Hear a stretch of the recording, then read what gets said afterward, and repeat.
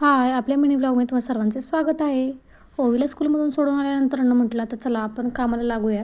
दिवाणवर सगळा कपड्यांचा पसारा पडला होता. मग तो आवरून घेतला आणि आईकडून आल्यानंतर मी बॅग आवरलीच नव्हती. मग बॅगेतले सगळे कपडे काढले आणि कपड्यात ठेवून दिले.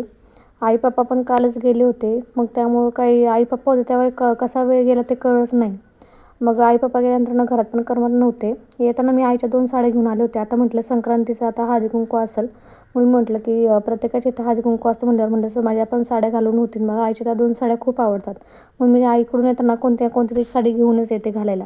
पप्पांनी पोरींसाठी चॉकलेटं दिली होती, ती ठेवून दिली. मग सगळं कपाटात कपडे वगैरे ठेवून दिली आणि मग त्यानंतर म्हटलं आता दुसरी काम करावं. तोवर तर विरा उठून बसली होती. म्हटलं आता तिचा मूड नीट करावा, नाहीतर मग काय आपल्याला ती कामं करून देणार नाही. म्हणून मग विराचा मूड नीट केला, जरा त्याशी खेळले आणि मग त्यानंतर ती जरा हसायला वगैरे लागली. म्हटलं आता हिचा मूड नीट झालेला आहे.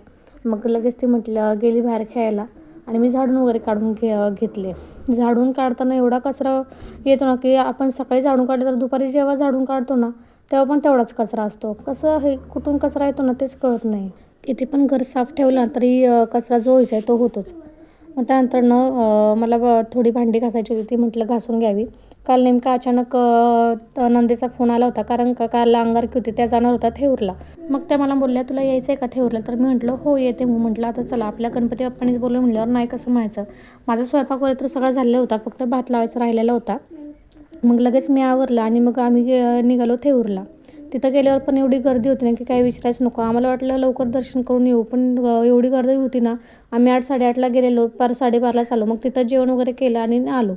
मग माझा सगळा स्वयंपाक तसाच उरलेला होता. म्हणून मग सकाळी मी काही स्वयंपाक बनवलाच नाही. चपात्या पण केल्या तशा सगळ्या शिल्लक राहिल्या होत्या. मग जाताना आईने मला खोबऱ्याची चटणी करून दिली होती, कारण का मला तिच्या हातची खोबऱ्याची चटणी खूप आवडते.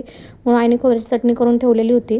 मग म्हटलं आता चपातीसोबत खोबऱ्याची चटणी खावी आणि खीर खावी. मी काल अंगारकी होती, म्हटलं गणपती बाप्पाला खीर करावी गोड, म्हणून मग खीर केली होती. ती पण तशीच राहिलेली होती.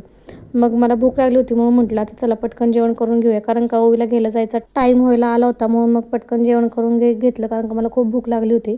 मग त्यानंतर विराला म्हटलं चला आपल्या दीदीला घ्यायला जायचं आहे. म्हटल्यावर विरा लगेच बाहेर गेली आणि मग बूट काढून ठेवले होते. केवढी खुश आहे बघा ना. मग मी तिला लगेच बूट वगैरे घातले आणि मग आम्ही निघालो होतो ओवीला घ्यायला.